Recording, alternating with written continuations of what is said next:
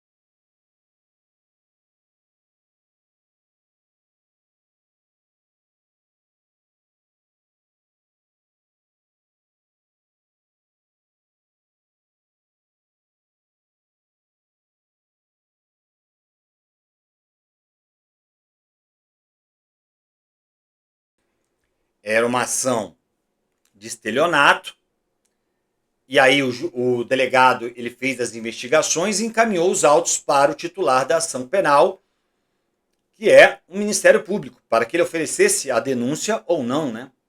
Pedisse o arquivamento, enfim. Mas aqui uma palavra-chave da questão que faz toda a diferença. Olha aqui, ó.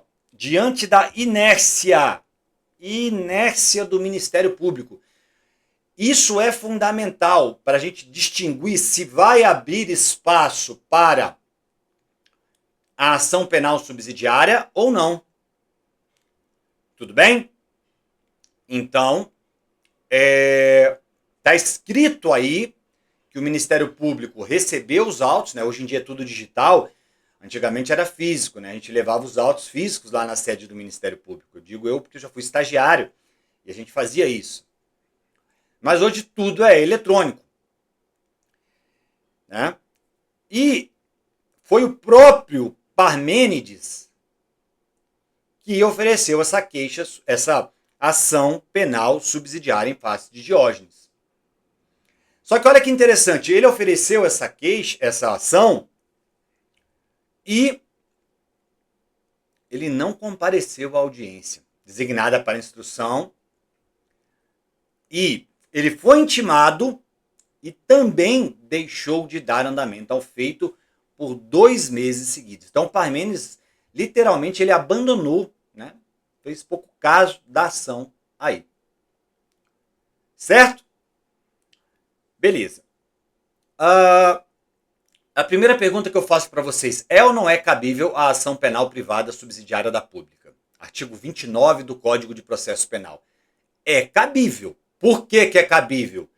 Porque o Ministério Público não tomou a atitude que ele deveria tomar. Ele permaneceu inerte. Ele permaneceu inerte. Então, olha só o que diz o artigo 29 do CPP. Vamos lá. Vou botar aqui no 29 pra gente. Só um minutinho, pessoal. Vou baixar aqui. Olha só. Será admitida ação privada nos crimes de ação pública se essa não for intentada no prazo legal, cabendo ao MP aditar a queixa, repudiar essa queixa, oferecer denúncia substitutiva, intervir em todos os termos do processo, fornecer elementos de prova, interpor recurso, e cuidado, olha o final. E a todo tempo, no caso de negligência do querelante, que no caso é o Parmênides, né? Foi negligente, ele não tocou a ação como deveria ter tocado. Ele pode retomar a ação como parte principal. Tudo bem? Então, cabe a ação penal privada subsidiária da pública. Não há dúvida nenhuma quanto a isso. Mas vamos ver as alternativas. A. O juiz deve nomear a defensoria pública para prosseguir no feito. E aí, pessoal?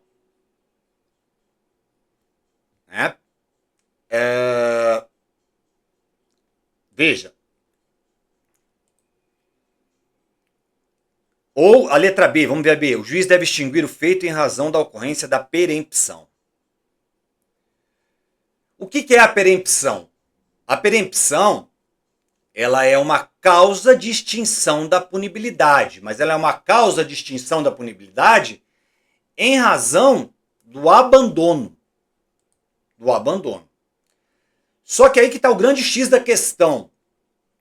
A perempção, ela é exclusiva da ação exclusivamente privada.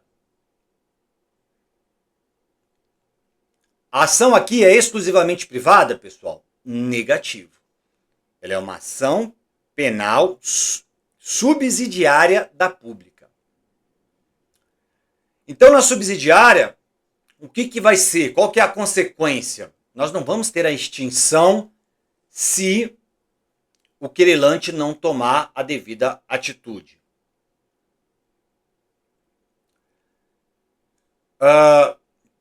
Na ação subsidiária, o abandono faz com que o MP reassuma o controle da ação.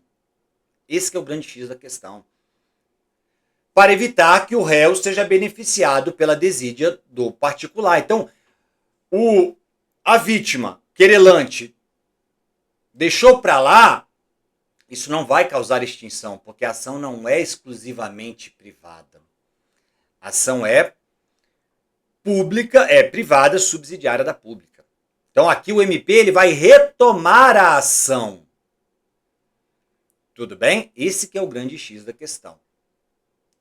Então, tanto a letra A, o juiz deve nomear a defensoria pública? Não. O MP vai retomar a ação. O juiz vai extinguir o feito em razão da perempção? Também não. Porque nós não estamos diante de uma ação exclusivamente privada.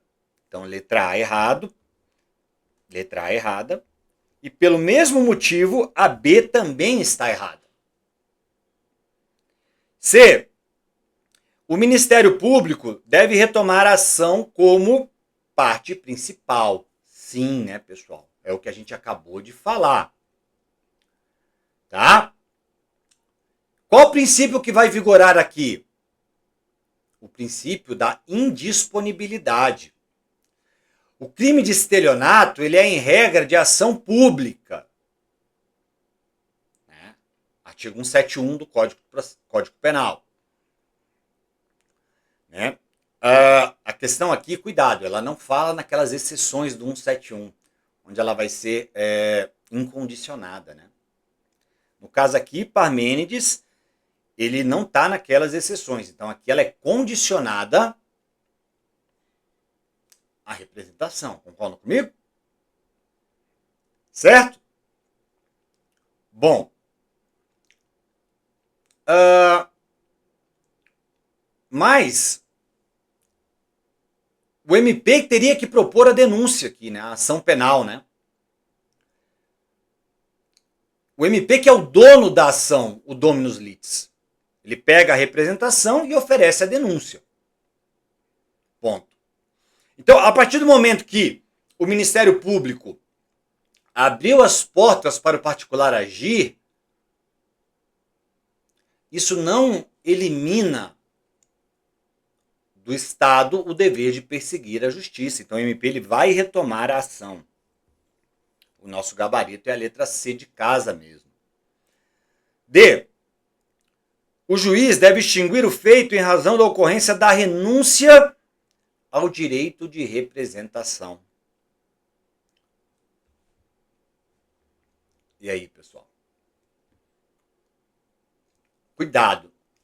A renúncia ao direito de queixa ou de representação, queixa, ação penal privada, representação, ação penal pública condicionada à representação.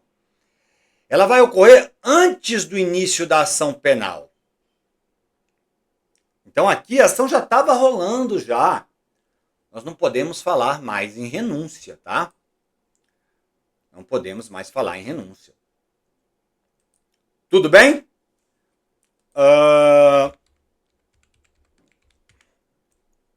Então, a letra D também está errada.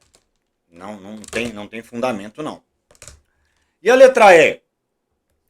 O juiz deverá extinguir, desculpa, pessoal, o juiz deverá extinguir o feito em razão da renúncia. Já falamos que não, letra E. O juiz deverá extinguir o feito em razão do perdão tácito do querelante. Não tem nada a ver com perdão tácito. Primeiro que o perdão é um ato bilateral, né? Mas ele também é instituto próprio da ação penal exclusivamente privada. Ele exige a aceitação do réu. Então não tem nada a ver com perdão aqui.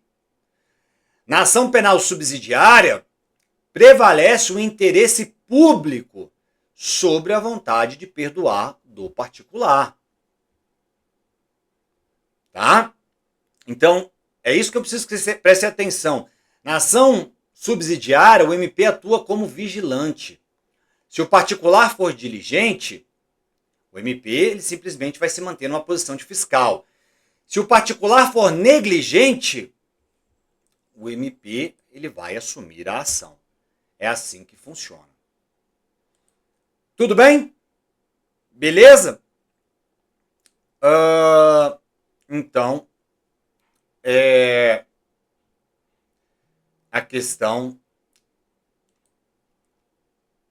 aí está letra C de casa.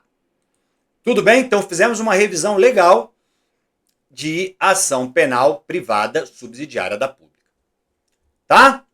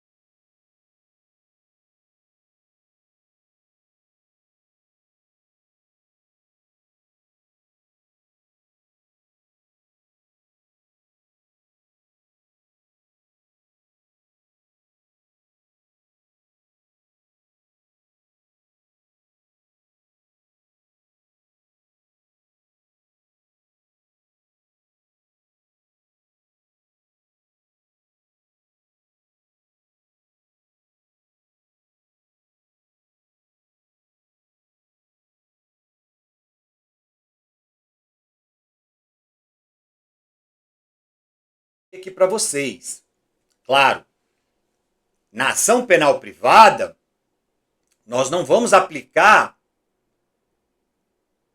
os princípios da ação pública. Porque na ação penal privada vai vigorar o princípio da disponibilidade. Eu posso ou não querer movimentar a ação penal. Né? É disponível. Ao contrário da ação penal pública, que é indisponível. Tudo bem? Então, cuidado. Renúncia, ato unilateral antes da ação. Perdão do ofendido, ato bilateral. E cuidado, o perdão ele pode ser expresso ou tácito.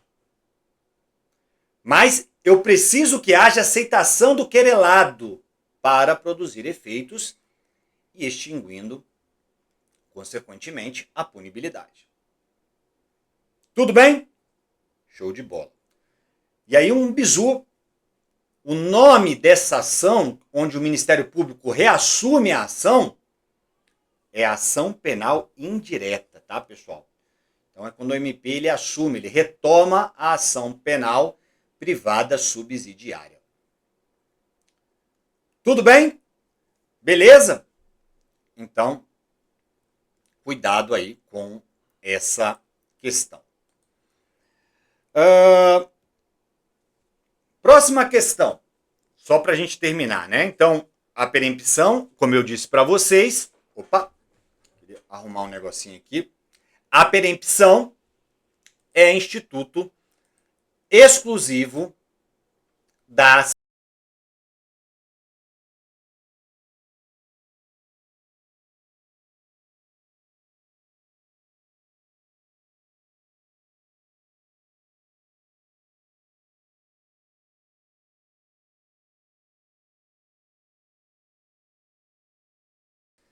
aqui no cantinho, né? O chroma ali estava cortado e estava flamulando ali, mas deu certo, consegui resolver aqui. Tudo bem? Beleza? Show de bola. Vamos em frente. Próxima questão. Deixa eu colocar na tela ela aqui toda. Olha só.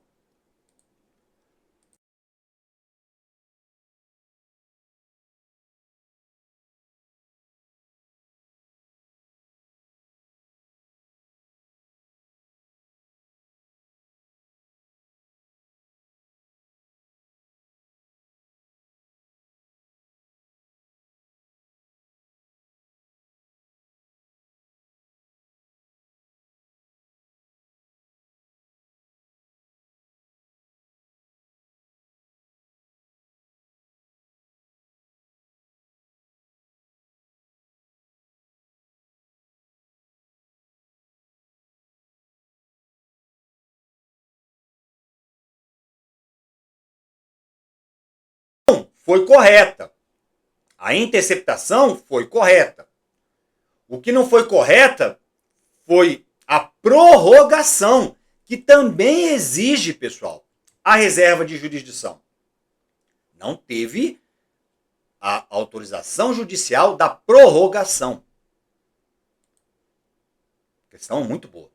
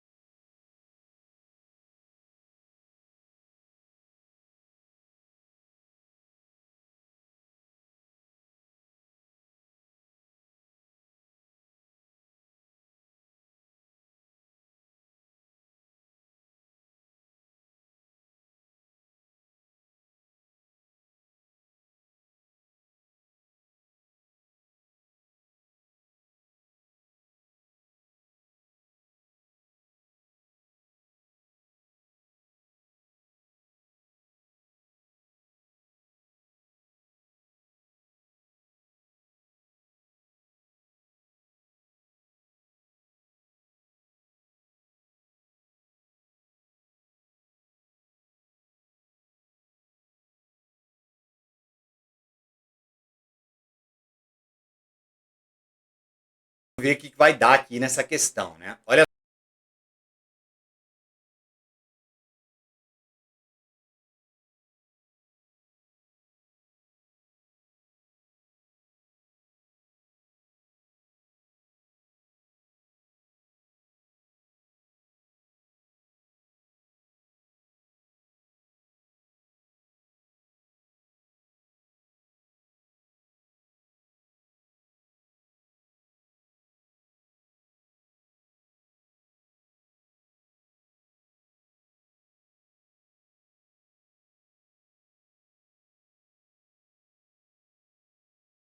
Artigo 157 do Código de Processo Penal. Por isso que essa questão é tão boa, né?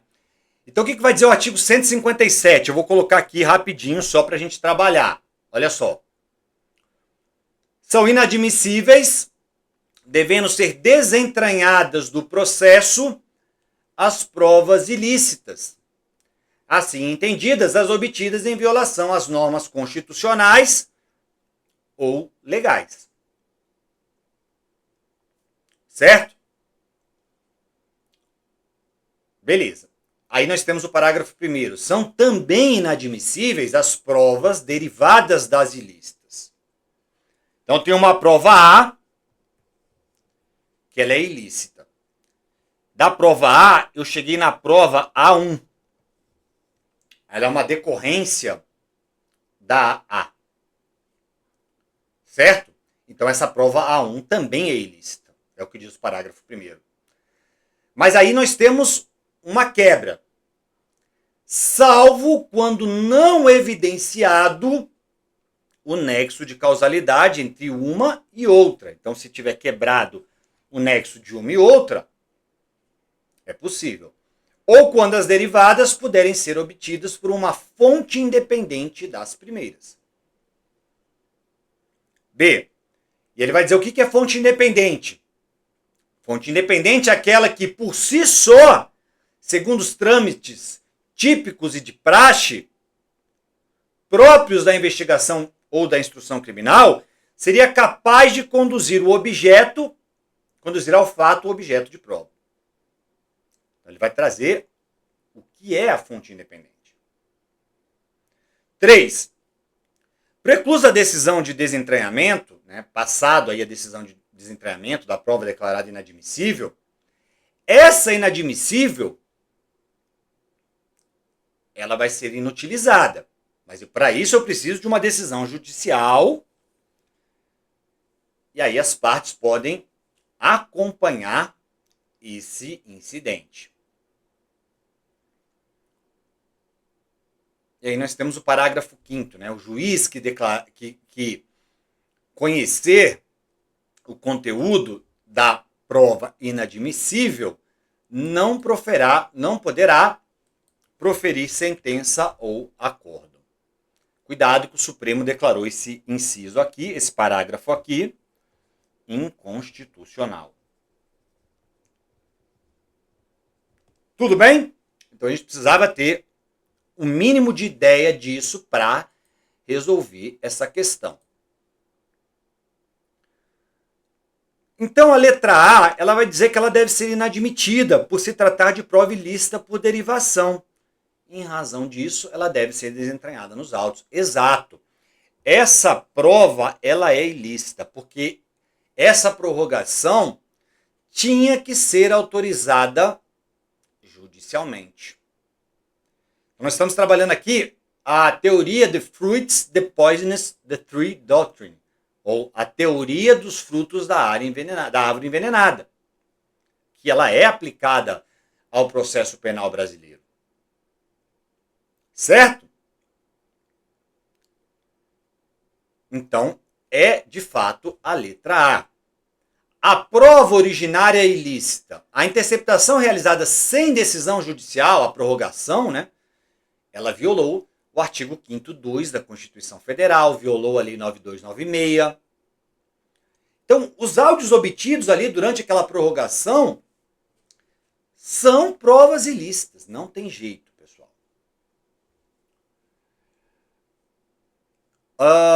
E aí nós temos a questão do nexo causal, né? a ilicitude por derivação. A busca e a apreensão dessa arma só foi possível graças às informações obtidas na interceptação ilegal. Então, aqui não dá para a gente descartar esse nexo de causalidade. Não dá. Existe um nexo direto. Então, segundo o artigo 157, parágrafo 1º, são também inadmissíveis as provas declaradas ilícitas. No caso aqui, eu não tenho como separar. Consequência processual. Uma vez reconhecida a ilicitude, seja ela direta ou por derivação, não tem jeito. A prova vai ser desentranhada, retirada do processo, para que não influencie o convencimento do juiz. Ok? Beleza? Então, cuidado com isso. Vamos ver as demais. Letra C, ela deve ser inadmitida.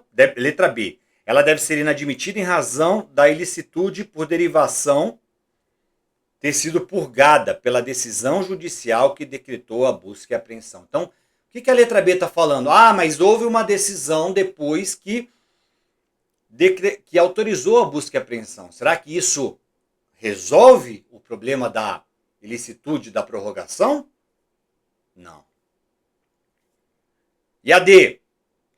Ela deve ser admitida, pois a ilicitude por derivação foi purgada pelo estado de necessidade relativo à prova para a descoberta da verdade real. A simples existência de uma decisão judicial posterior que autorizou a busca não purga, ou seja, não limpa a ilicitude se essa decisão foi baseada exclusivamente em um dado ilegal. Então, o estado de necessidade ou a busca pela verdade real não pode ser justificativa para que eu atropele as garantias fundamentais. Então, a letra B e a letra D, negativo. Letra C, ela deve ser inadmitida em razão de se constituir em prova emprestada e, por consequente, ilegítima, não necessitando ser desentranhada. Não tem nada a ver, pessoal. Aqui nós não estamos diante do conceito de prova emprestada, tá? Prova emprestada é aquela que é produzida em um processo e levada a outro. Não é o caso aqui. Não é o caso aqui. O caso aqui, de fato, é a derivação dentro da mesma investigação. E quais são os requisitos para a admissibilidade da prova emprestada? Só para a gente fazer um parênteses aqui. Observância do contraditório, identidade das partes, mesmos fatos. A identidade das partes ela foi um pouco relativizada, né? Antigamente se exigia que as partes fossem as mesmas. Hoje o STF já entende que a parte contra quem a prova é direcionada, ela tem que ter participado no contraditório de origem. Tudo bem? E qual que é o valor probatório dessa prova emprestada? É o mesmo peso que tinha na origem. Tá? A prova emprestada, ela entra no novo processo com a natureza de prova documental. E o juiz vai dar a ela o valor que considerar adequado, conforme o princípio do livre convencimento motivado, que é o que vigora, né? O juiz ele pode valorar a prova conforme lhe prouver, mas tem que ser fundamentado. Beleza? Então a letra C também está errada. E a letra E? A prova deve ser admitida, pois se trata de fonte independente, a qual inevitavelmente se chegaria segundo os trâmites típicos de praxe da própria investigação criminal. Cuidado, essa questão aqui ela tenta confundir vocês com a exceção da descoberta inevitável, ou da fonte independente. Mas veja que o enunciado ele deixa claro que a descoberta da arma ela decorreu diretamente do diálogo interceptado. Não há fonte independente, não. Não há nenhum elemento no texto que indique que a polícia chegaria à arma por outros meios de praxe. Por exemplo, como uma denúncia anônima anterior ou investigação de campo independente, tá? Então aqui, o nosso gabarito de fato é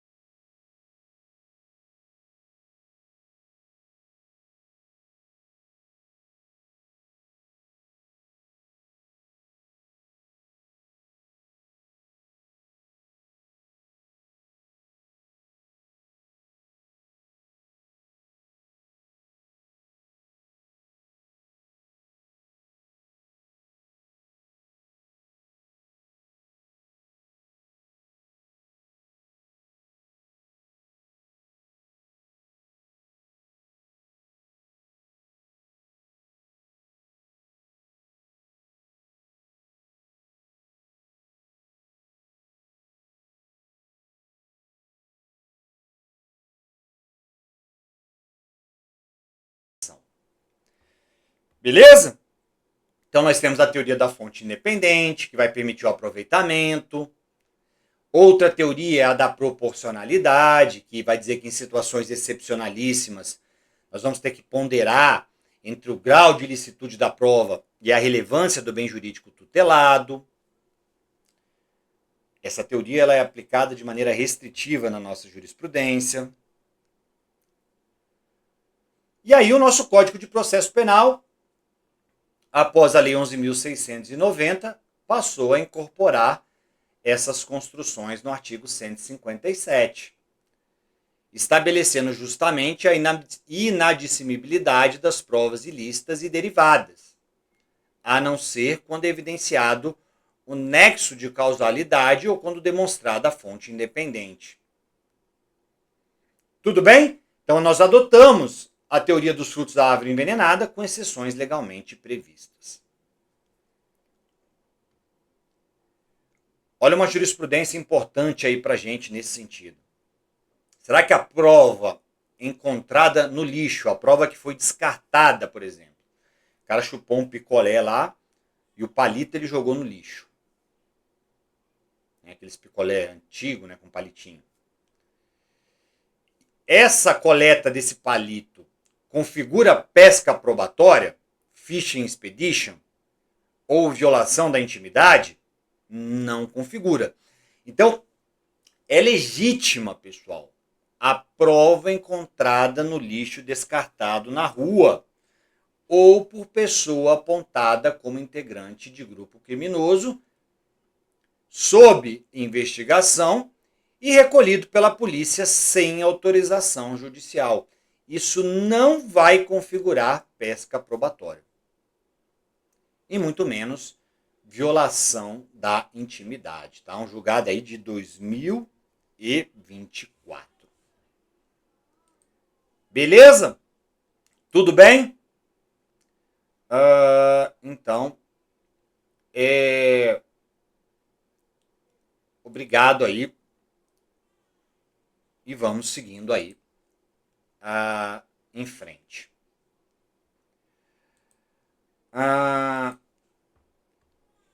Olha aí, um julgado importante pra gente, né? Também. Tem tudo a ver com o que a gente está vendo aqui agora, né?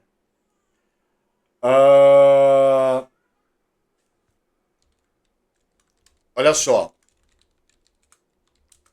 São lícitas as sucessivas renovações de interceptação telefônica. Então, eu posso renovar essa interceptação.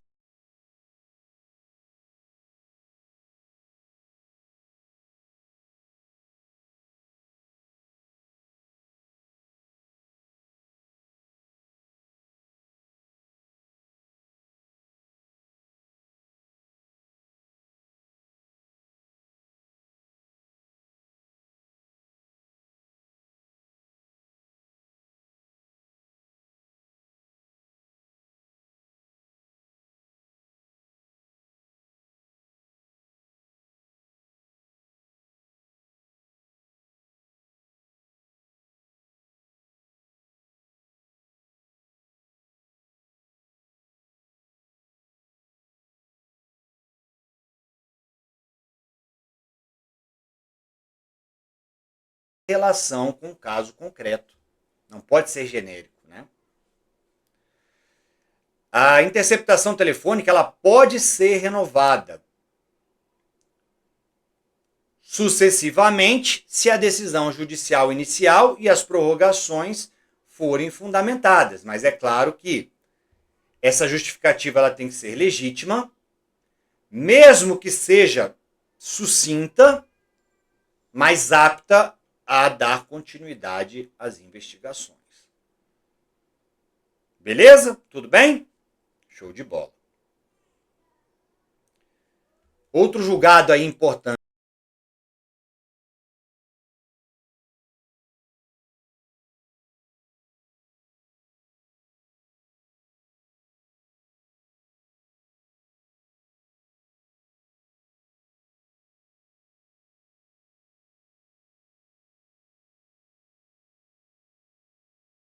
Não basta, né, a mera conjectura ou uma presunção abstrata. Importante destacar que o artigo 157, parágrafo 2º do CPP, foi mal redigido. E ele fez uma confusão, né?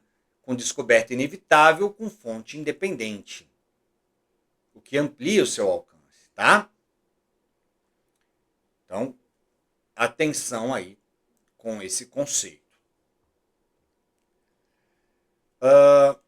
Aqui a gente já viu. Beleza, então, vamos para aí a próxima questão. Olha só.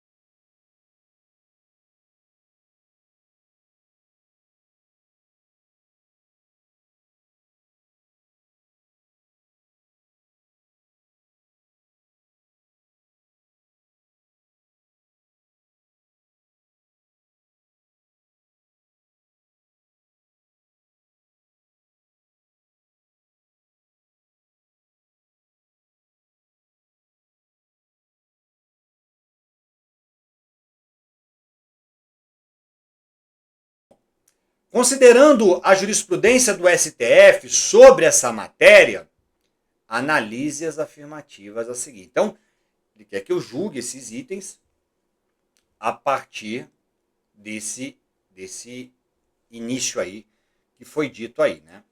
Ele fez algumas elucubrações, né, algumas discussões a respeito disso aí. Item 1. É inconstitucional, olha aí, é inconstitucional a norma que permite o acesso,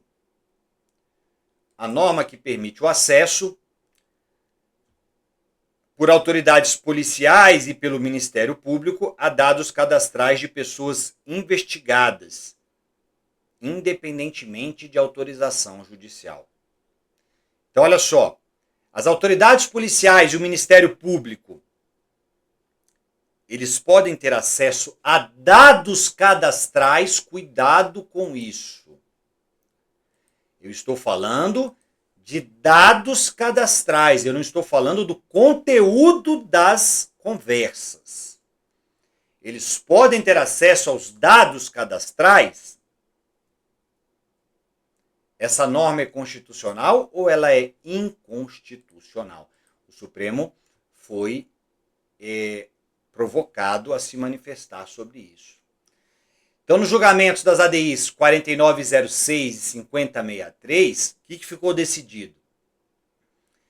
Que o acesso aos dados cadastrais, o que são os dados cadastrais, pessoal? Nome, filiação, endereço, por autoridades policiais e pelo MP, dados cadastrais. Isso não depende de autorização judicial. Não depende. Qual que é o entendimento? É que esses dados não estão protegidos pelo sigilo das comunicações, mas pelo direito à privacidade em sentido lato. Então, é plenamente possível que eles sejam requisitados diretamente para fins de investigação criminal. Não há qualquer ilegalidade nessa solicitação. Tá? Então ficou decidido. É constitucional, norma que permite o acesso por autoridades policiais e pelo membro do MP a dados cadastrais de pessoas investigadas, independentemente de autorização judicial. Então nós vamos excluir do âmbito de incidência da norma, cuidado, a possibilidade de requisição de qualquer outro dado cadastral, além daquele referente à qualificação pessoal, à filiação e ao endereço. Artigo 5º, inciso 79 da Constituição Federal. Então, o artigo 17b, lá da Lei de Lavagem, que fala, olha, a autoridade policial e o MP terão acesso exclusivamente aos dados cadastrais do investigado que informam a qualificação pessoal, a filiação, o endereço, independentemente de autorização judicial, mantidos pela Justiça Eleitoral, pelas empresas telefônicas e pelas instituições financeiras, pelos provedores de internet e pelas administradoras de cartão de crédito. Então, o item 1, ele é falso. Ele é falso. Item 2, pessoal. Esse item aqui, ele é muito interessante, né? Em se tratando de aparelho celular, preste atenção, né?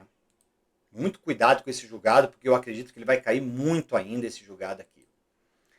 Em se tratando de aparelho celular, apreendido na forma do artigo 6º do Código de Processo Penal, ou por ocasião da prisão em flagrante, o acesso aos respectivos dados será condicionado ao consentimento expresso e livre do titular dos dados ou de prévia decisão judicial que justifique, mas com base em elementos concretos, a proporcionalidade da medida, que vai delimitar ali a sua abrangência à luz dos direitos fundamentais, a intimidade, a privacidade, a proteção dos dados pessoais, a autodeterminação informacional inclusive nos meios digitais. Então, esse item aqui, muito cuidado com isso aqui. O que a gente precisa entender aqui, pessoal?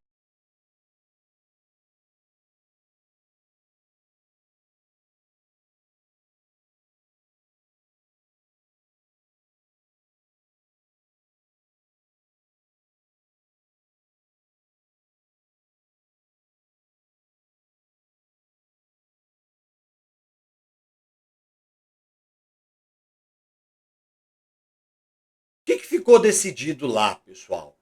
Tá? É a tese de repercussão geral 1141. RE 1381258. Então, o que o STF decidiu? Que, mesmo após a apreensão lícita do aparelho, por exemplo, um flagrante ou uma ordem judicial, o acesso aos dados contidos no celular, mensagens de WhatsApp, nuvens, fotos, exige duas coisas. Primeiro, o consentimento livre do titular ou uma autorização judicial prévia e motivada que delimite o escopo da busca.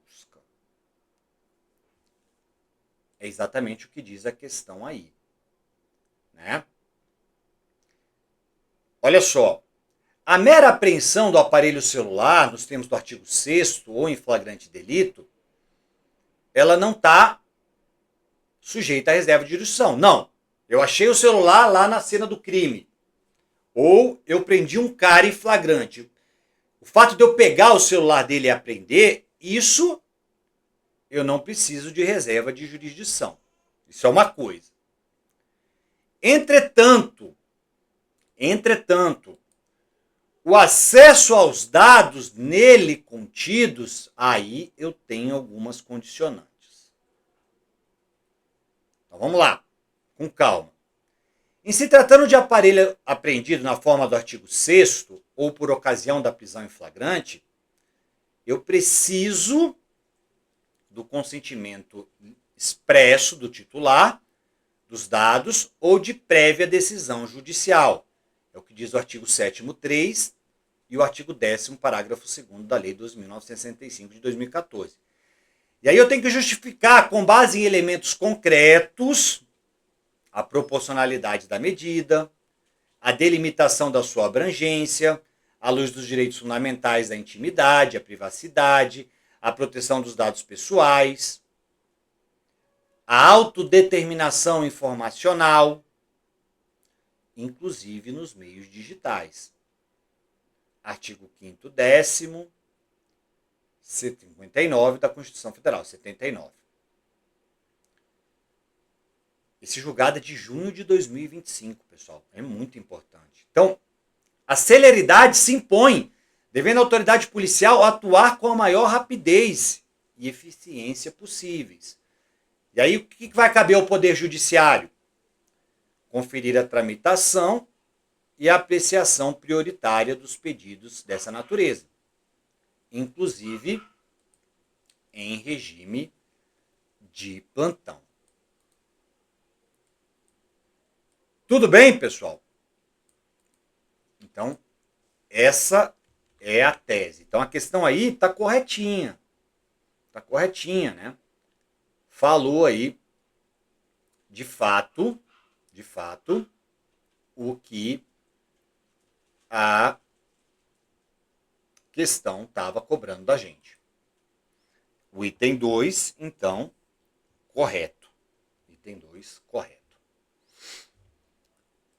Item 3. A gente até trabalhou o item 3. Olha só que interessante. Caiu aqui para a gente novamente. São lícitas as sucessivas renovações de interceptação telefônica, desde que verificados os requisitos do artigo 2º da Lei 9296, a gente falou disso, né? Demonstrada a necessidade da medida diante de elementos concretos, A complexibilidade da investigação, claro que eu não posso deferir renovações sem que isso esteja plenamente demonstrado. Ah, mas é porque eu quero renovar, pode renovar ad eterno. Não é assim que funciona, né, pessoal? Precisa estar comprovado. Olha, aquela decisão ela é muito gravosa, né? Mesmo que essa justificativa seja sucinta, a embasar a continuidade das investigações. Então, são ilegais as motivações padronizadas ou reproduções de modelos genéricos sem relação com o caso concreto. Perfeito. Aqui também correto. Aqui também correto. É exatamente aquele julgado que a gente já tinha trabalhado em outra questão. Caiu novamente aqui. Então é plenamente possível sucessivas renovações de interceptação telefônica, desde que eles estejam fundamentados. Fundamentados.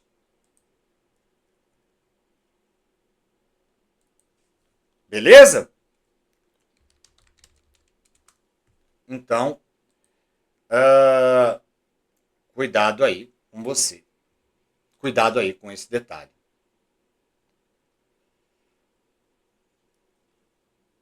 Beleza? Então, beleza. Podemos aí dar sequência.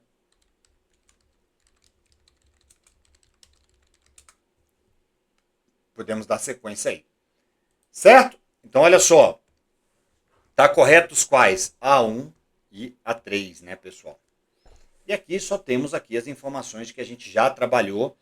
A gente não precisa ficar repetindo, né? Depois vocês leiam aí o material, tá?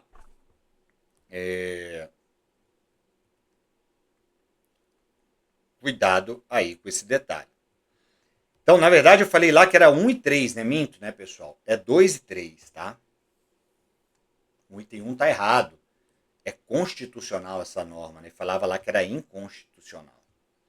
Então, podemos ter esse acesso para os casos de sequestro, cárcere privado, extorsão mediante sequestro, extorsão com restrição da liberdade da vítima, o famoso sequestro relâmpago, o envio de crianças para o estrangeiro, tráfico de pessoas, plenamente possível aí esse acesso, tá?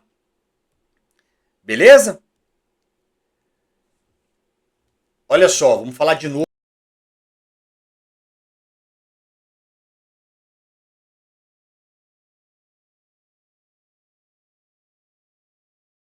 para vocês.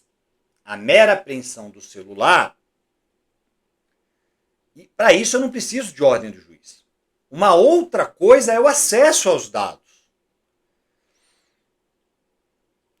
E aí, preste atenção no que eu vou falar. Aqui nós temos uma divisão. Vamos supor que o delegado ele achou o celular, ele não pegou o sujeito, ele não prendeu o sujeito, ele achou o celular. Isso que vocês precisam entender. O delegado achou o celular no chão. Ele pode, sem prévia ordem judicial ou consentimento, acessar os dados em celulares encontrados fortuitamente no local do crime? Pode. Pode. Essa é uma situação inicial. Desde que ele está acessando para esclarecer a autoria do suposto fato criminoso ou identificar a autoria do suposto criminoso, né? Mas ela tem que ser justificada, mas ele pode. Essa é uma situação, situação A. Uma outra situação é se o suspeito estiver presente. Então, eu cheguei lá, peguei o cara em flagrante delito e ele estava com o celular no bolso. Aí é diferente. Sujeito presente, prisão em flagrante, os dados somente podem ser acessados caso o consentimento do dono exista ou autorização judicial. Então, nunca mais errem isso, né? É o que está prevalecendo hoje em dia.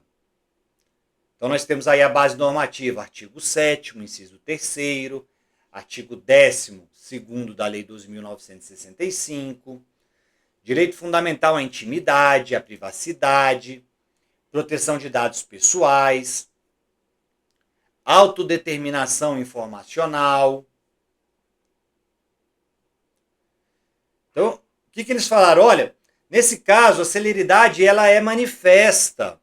A autoridade ela tem que atuar com maior rapidez e eficiência. O que vai acontecer? Depois o Poder Judiciário vai conferir a tramitação e vai analisar prioritariamente os pedidos dessa natureza, inclusive em regimes de plantão. A autoridade policial poderá adotar as providências necessárias para a preservação dos dados e metadados contidos no aparelho celular apreendido, antes da autorização judicial, mas justificando posteriormente as razões do acesso. Tudo bem, pessoal? Então, nunca mais iremos errar isso aqui. Olha o artigo 13A do Código de Processo Penal, né? Nos crimes previstos no artigo 148, 149, olha, sempre tem uma restrição da vítima, de liberdade da vítima. 149A, 158, 159. Então a urgência demanda que o delegado tenha esse acesso. 239 do ECA, o MP ou o delegado poderá requisitar de quaisquer órgãos do Ministério Público ou de empresas da iniciativa privada dados e informações cadastrais da vítima ou de suspeitos. Beleza? Tudo bem? Aí nós temos a lavagem de capitais, né? Então aí, é constitucional a norma que permite o acesso dos policiais a esses dados, tá, pessoal? É constitucional. Tudo bem? Beleza? Então, obrigado aí, pessoal, né? Chegamos ao fim da nossa aula, 58 minutos. Tinha umas outras questões para fazer, mas outro dia eu retorno aqui para a gente fazer as demais questões com vocês. Certo? Muito obrigado. Me adicionem lá no Instagram, pessoal, @prof. Rafael de Oliveira. Eu vou ficar muito feliz. Estou postando dicas diárias lá de estudo, coisas importantes aí para vocês. Fiquem à vontade lá para me chamar. Certo? Um grande abraço, fiquem com Deus e até a próxima. Valeu, pessoal. Tchau.